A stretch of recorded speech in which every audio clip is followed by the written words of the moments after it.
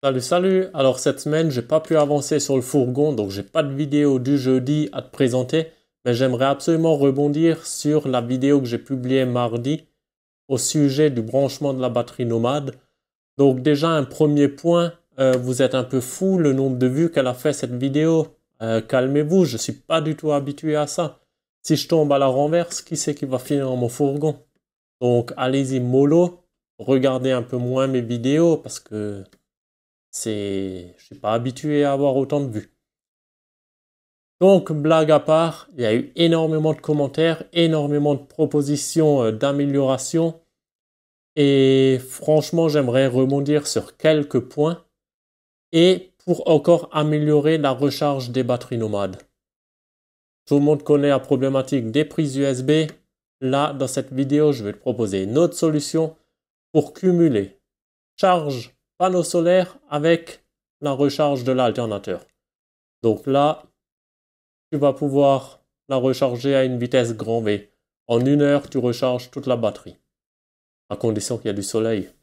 Avec le temps qu'il fait aujourd'hui là dehors, non, il faudra plutôt 2 heures qu'1 heure. Allez, let's go!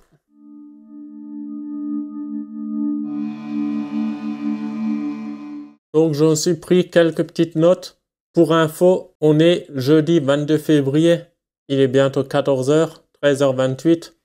C'est pour ce soir 18h. Donc je m'excuse d'avance si voilà, la vidéo elle sera montée vraiment vite fait. Si jamais il y a des erreurs, prends pas la mouche, dis-le en commentaire, je corrigerai par la suite. Donc déjà, premier point, c'est les prises allume-cigare. J'ai oublié de le préciser et on me l'a rappelé dans les commentaires, c'est très juste. Si tu la laisses par exemple pendant 10 heures en train de recharger la batterie, ça va tirer donc 10 ampères dans la prise allume-cigare. Au bout de 30 minutes, 1 heure, elles ont tendance à chauffer. Donc au lieu d'utiliser la prise allume-cigare, tire-toi des nouveaux câbles qui partent de ta batterie porteur jusqu'à mon branchement que je t'ai présenté mardi. Donc ça évite d'utiliser les câbles d'origine parce que si tu regardes tes prises allume-cigare dans le fourgon, les câbles qu'ils ont mis, c'est franchement une section très limite pour tirer 10 ampères constamment. Ça fonctionne, mais pas sur la durée. Il y a des risques d'échauffement. Donc, pars plutôt avec un nouveau câble. Donc ça, c'était le schéma la semaine dernière, de mardi. Et là, je t'ai préparé le schéma sans la prise allume-cigare. Donc, comme je t'ai expliqué vite fait, tu pars de la batterie porteur avec un 6 mm². Tu vas à la borne 87 du relais. Et à la borne 85, tu trouves un plus après contact. Donc là, ça peut être ta prise allume-cigare de l'habitacle. Il faut juste vérifier que quand tu coupes le contact, que la borne 85 du relais ne soit plus alimentée, afin que la batterie arrête de pomper l'énergie de ta batterie du véhicule. Pour le plus après contact, un fil de 1,5 mm², ça suffira avec un fusible de 1 A. C'est juste pour actionner la solénoïde du relais. Donc, c'est pas une grande consommation, c'est 0,2, 0,3 ampères, pas plus. Donc, si tu pars avec un fil de 1,5 mm² et un fusible d'1 ampère, t'es tranquille. Autre point, mardi, sur le schéma, j'ai pas mis tous les disjoncteurs, les fusibles, j'ai un peu simplifié. Je peux pas tout expliquer dans chaque vidéo parce que sinon je vais te parler de fusibles, je vais te parler de section de câbles, comment calibrer les fusibles, comment sertir des câbles, comment faire des connexions. Au final, c'est plus une vidéo avec une astuce, c'est aménage ton fourgon de A à Z et elle va durer 20 heures la vidéo. Et au final, j'aurais quand même encore oublié quelque chose. Donc évidemment, chaque câble que tu tires, tu mets un fusible au départ de ce câble, le plus proche de la source d'énergie. Donc si tu pars avec un 6 mm² après la batterie porteur, tu mets un fusible de 15 ampères au plus proche de ta batterie porteur, pas 3 km derrière, parce que si le câble il se sectionne entre la batterie porteur et le fusible, tu as un court-circuit, donc les fusibles toujours au plus proche. Pareil pour le panneau solaire, tu peux mettre un disjoncteur bipolaire. Une fois que ton câble est dans le fourgon, Là, tu n'es pas obligé de le mettre au plus proche du panneau solaire parce qu'un panneau solaire en court-circuit, ça, tu crains rien. Donc là, avant de brancher le relais, à ce niveau-là, tu peux mettre un disjoncteur bipolaire. Donc tu coupes le plus et le moins du panneau solaire.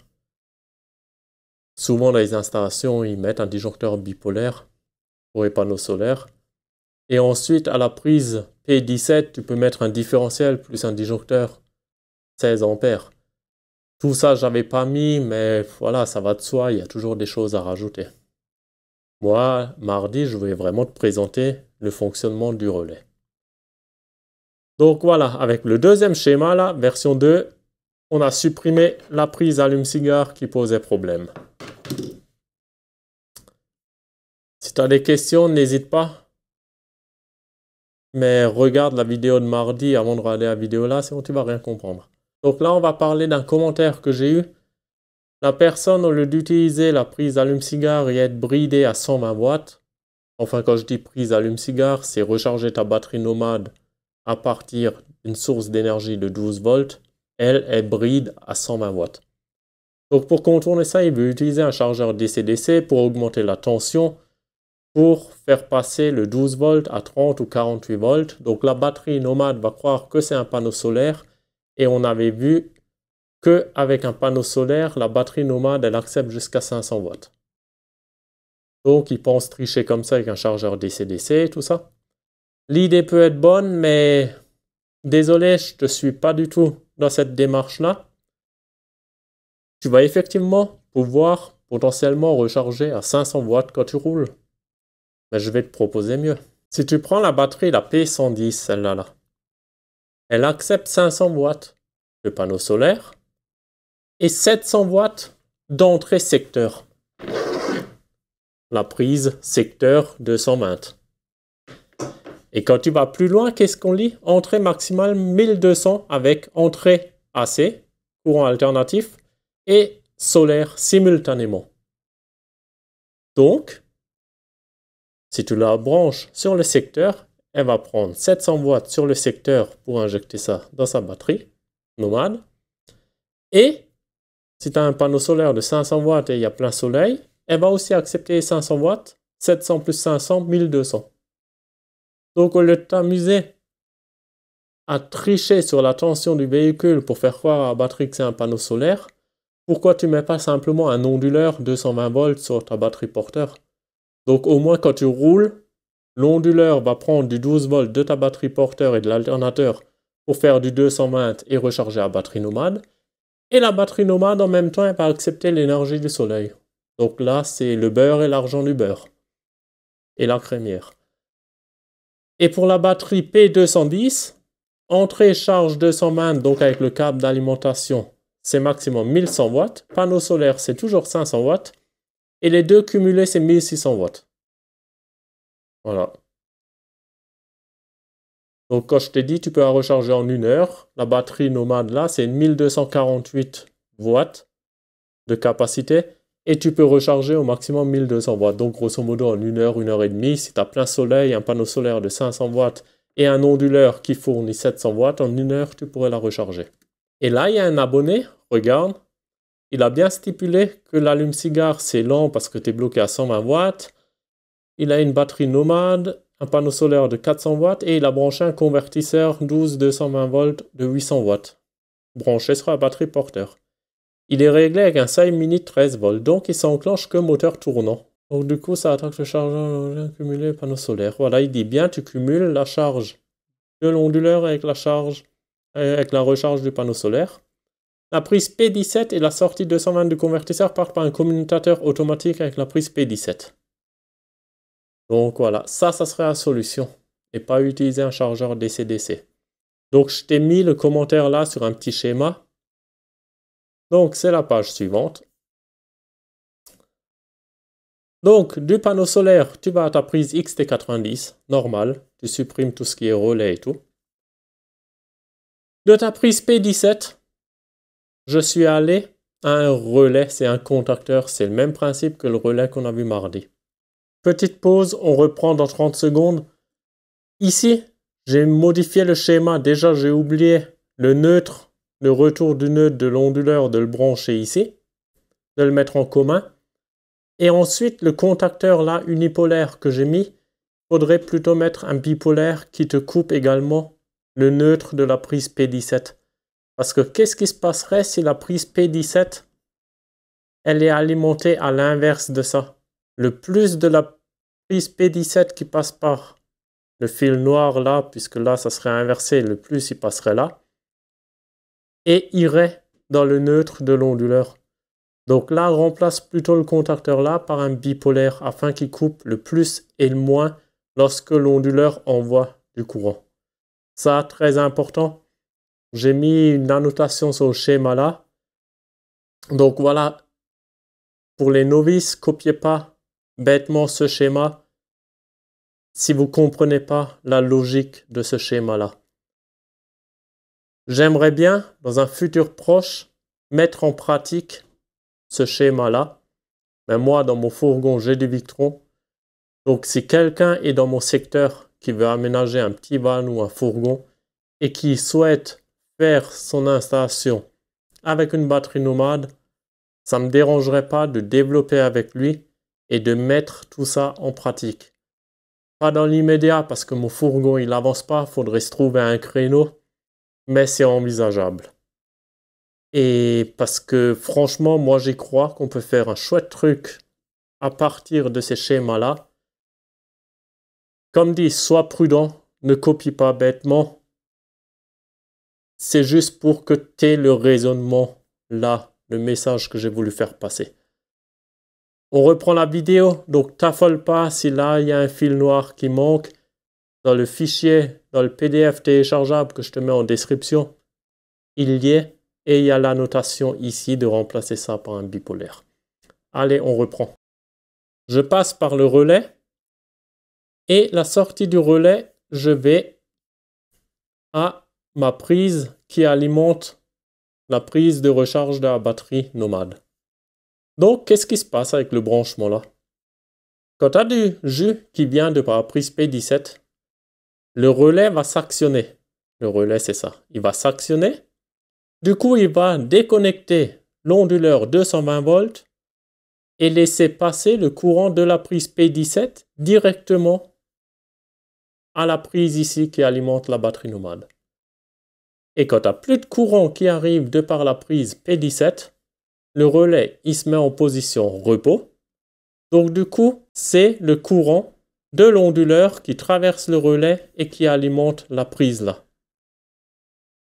Compris? Donc c'est le même principe que le relais de l'autre jour, seulement ça c'est un relais qui fonctionne en 220 volts. Donc là le relais, tu le vois, tu as la borne A1, A2, c'est la bobine du relais, c'est ce qui te sert à faire fonctionner le relais. R1, R2, c'est, tu peux tester avec un multimètre, normalement c'est les bornes NC, normalement close. Donc le courant passe quand le relais n'est pas alimenté. Et la borne 1 et 2, c'est les bornes NO, normalement ouvertes. Donc là, le courant ne passe pas de la borne 1 à la borne 2 lorsque la bobine là n'est pas alimentée. Donc tu branches l'arrivée de la P17 sur la 1 et la 1, 1 et la 1.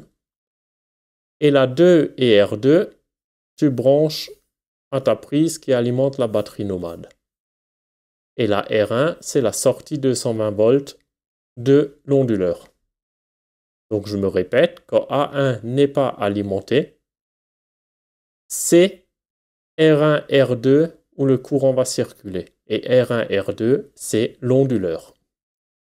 Et quand il y a du courant à la borne A1 et A2, donc c'est la bobine, et là il y a du courant, le relais il switch, il va déconnecter R1, R2, donc il va déconnecter l'onduleur, et il va connecter la borne 1 et 2, et la borne 1 et 2, c'est le courant qui vient de la prise P17. Donc concrètement, qu'est-ce qui se passe? Tu as le moteur qui tourne, c'est l'onduleur qui recharge la batterie nomade. Tu branches la prise P17 à l'extérieur.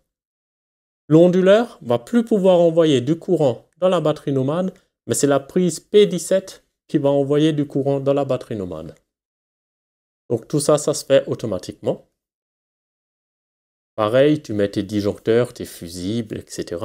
Tes bonnes sections de câbles, ça va de soi. Ensuite, avec la batterie, avec une fonction UPS, le courant contourne l'onduleur interne de la batterie lorsque celle-ci est alimentée sur la prise secteur. Donc si toi tu te branches à la prise P17 et dans ton fourgon tu utilises un sèche-cheveux, c'est pas du 220 créé par la batterie Nomad qui va aller dans le sèche-cheveux, c'est directement la prise P17 qui va contourner l'onduleur interne de la batterie. Donc c'est une opération invisible pour toi. Tu es branché à l'extérieur, ton sèche-cheveux il fonctionne. Si ton copain dehors il débranche la prise P17, ton sèche-cheveux il va même pas s'éteindre, il va continuer de fonctionner parce qu'elle aura pris le relais avec son onduleur interne. Voilà, voilà. Le reste après c'est pareil. Donc, avec un onduleur branché sur ta batterie solaire, et si tu mets un panneau solaire de 500 watts, tu as une recharge de 700 watts plus 500 pour la petite affaire et 1100 watts plus 500 pour la grosse affaire. Donc tu cumules la charge alternateur avec le panneau solaire. Le must du must. Ça oblige de racheter un onduleur. J'ai mis là tarif approximatif 300 €, ça dépend des marques, du modèle. Si tu prends un onduleur qui fournit 1100 watts pour la Ferry, la P210, la grosse, 1200 watts, c'est énorme. Vérifie que ton alternateur, il supporte qu'on tire autant dessus. Voilà. C'est pas parfait, les batteries nomades, mais il y a moyen. Si on bricole un peu, si on contourne un peu, si on s'amuse, entre guillemets, il y a moyen de faire une installation, franchement, qui tient la route. Qui tient bien la route. Si on revient à mes deux premiers schémas, avec la borne XT90, vérifiez à votre batterie nomade que c'est bien une XT90 et pas une XTI. Parce que si vous avez le I en plus, vous avez une petite troisième borne. Et c'est grâce à cette troisième borne que ta batterie nomade qui utilise les prises XTI va savoir si c'est du panneau solaire qui est en train de l'alimenter et donc il va pouvoir tirer, admettons, 500 watts. Et si la polarité de la troisième borne là est inversée, la batterie nomade, c'est que c'est la prise allume-cigare, donc elle va limiter à 10 ampères. Sur les Aferi, ce n'est pas le cas, c'est des XT normales. La détection, si c'est panneau solaire ou prise allume-cigare, se fait autrement. Mais sur certaines marques, ils utilisent des prises XTI. Donc dans ce cas-là, qu'est-ce qui peut se passer suivant le branchement et l'inversion de polarité? Ta batterie nomade, elle risque de tirer plus que 120 watts sur la prise allume-cigare. Et ça, les câbles ne sont pas prévus pour. Le fusible interne de la prise allume-cigare, il va péter. Et tu risques à l'inverse de tirer que 120 watts de ton panneau solaire, même si tu as un panneau solaire de 400 ou 500 watts. Donc vérifie bien si tu as des XT ou des XTI. Moi, je parle de ce que j'ai là sur l'établi, c'est la Ferrige, c'est des XT normales. Donc ça, c'est un point qu'il faut encore vérifier.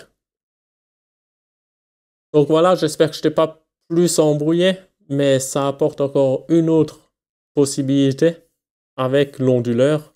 Ça, c'est connu. Voilà, on l'a déjà vu et revu sur YouTube. Ce qui est un peu nouveau là dans ma vidéo, c'est le contacteur. Il n'y a pas grand monde qui le font. Mais ça peut être pratique, ça évite encore une fois de jouer avec des câbles. Mais après, voilà, nécessaire ou pas, ça dépend de chacun. Donc voilà, regardez la vidéo de mardi dernier. Si vous ne l'avez pas vue, lisez les commentaires. Il y a pas mal de commentaires constructifs. C'est grâce aux commentaires que j'ai eus que je voulais absolument refaire une vidéo pour un peu expliquer tout ça. Bon, j'étais en train de faire le montage et je me suis rendu compte que j'ai oublié de parler de comment l'onduleur 220 volts va se mettre en route ou pas quand tu allumes le moteur. Alors là, plusieurs solutions. Comme l'a dit l'abonné en commentaire, tu peux mettre une consigne en fonction de la tension de la batterie porteur. Par exemple, quand certains onduleurs, ils mesurent constamment la tension, donc tu vas lui dire si la tension est supérieure à 13 volts, produit du 220, et si la tension elle est inférieure à 13 volts, stop, arrête de produire. Donc quand tu allumes le moteur, la tension elle va être supérieure à 13 volts, l'onduleur va automatiquement recharger la batterie nomade. Et quand la tension elle est inférieure à 13 volts, ça va se couper tout seul. Soit avec un fil remote, ça dépend encore une fois des onduleurs, et tu viens avec un plus après contact juste pour lui donner l'ordre de se mettre en route ou pas. Soit tu peux mettre un interrupteur manuel. Ça, voilà.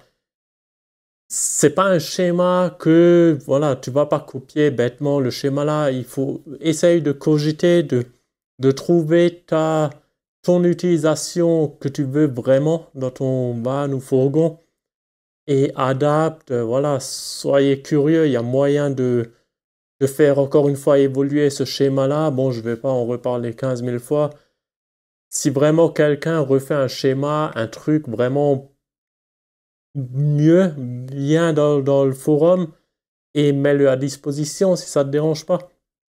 Si quelqu'un a vraiment fait son installation avec une batterie nomade et s'il a un schéma, ben là, qu'il le mette sur le forum, au moins ça fait un schéma à copier bêtement de A à Z. Même si je déconseille ça, parce que voilà, copier bêtement, j'aime pas trop, essayer de comprendre le raisonnement. C'est plus ça un peu ma démarche là, c'est d'avoir un raisonnement un peu, voilà. On s'est compris. Bon, allez, il faut que je me bouge, il est 15h, il faut que je mette ça en ligne. Donc voilà, sur ce, la semaine prochaine, on réattaque le fourgon et le meuble de cuisine et tout ça. Allez, bon week-end, on y est presque et à plus.